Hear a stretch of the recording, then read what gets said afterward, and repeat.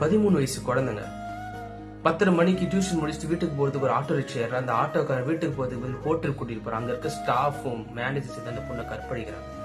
அங்க இருந்து இன்னொரு ஹோட்டல் கூட்டிட்டு போய் அங்கேயும் சேர்ந்து கற்பழிக்கிறாங்க. ஒரு நாள் 2 நாள் இல்லைங்க, 4 நாளைக்கு.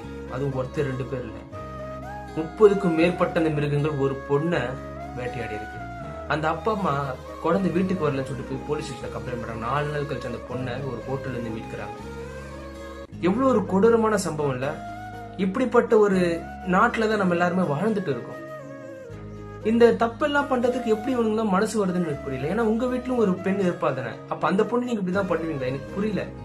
ஏன்னா இது எல்லாமே தனி மனித ஒழுக்கத்துக்கு சம்பந்தப்பட்ட ஒண்ணு. இங்க தண்டனைகள் எனக்கு தெரிஞ்சு அதிகமாகவே ஆகணும் உடனடியே. இப்ப இந்த 30 பேர் இவனுக்கு தான் சொல்லி கண்டுபிடிச்சதுக்கு அப்புறமும் ஏன் இன்னமும் அதுக்கான தீர்ப்பு வெளியே வரல? உடனடியா 2 நாள்ல தூக்குல போட்டு பாருங்க அவங்கள. அடுத்த தப்புகள் இப்படி குறையுதுன்னு சொல்லி பாருங்க. ஒரு எம்பி 12 வயசு பொண்ணை கற்பழிச்சு கொலை பண்ணிட்டாங்கன்னு சொல்லிட்டு நாடாளுமன்றத்துல போய் பேசுறாரு. அந்த மத்த எம்பிகள் எல்லாம் சேர்ந்து சிரிக்கிறாங்க. எப்படிப்பட்ட ஒரு மைண்ட் செட்ல நம்ம ஓட் பண்ணவங்க எல்லாம் இருக்காங்கன்னு சொல்லிட்டு நினைச்சு பாருங்க.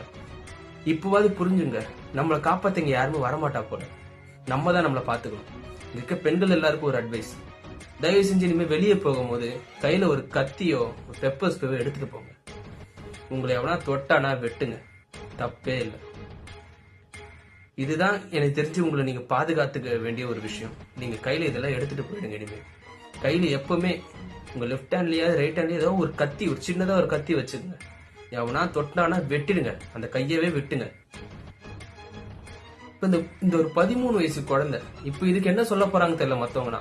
அந்த குழந்தை அந்த டைம்ல ஏன் வெளியே போச்சுன்னு கேட்க போறீங்களா? இல்லனா அந்த பொண்ணு இந்த மாதிரி ட்ரெஸ் ஏன் போட்டான்னு சொல்லி கேட்க போறீங்களா? நம்ம நாட்டுல சட்டம் கடுமையாகும்.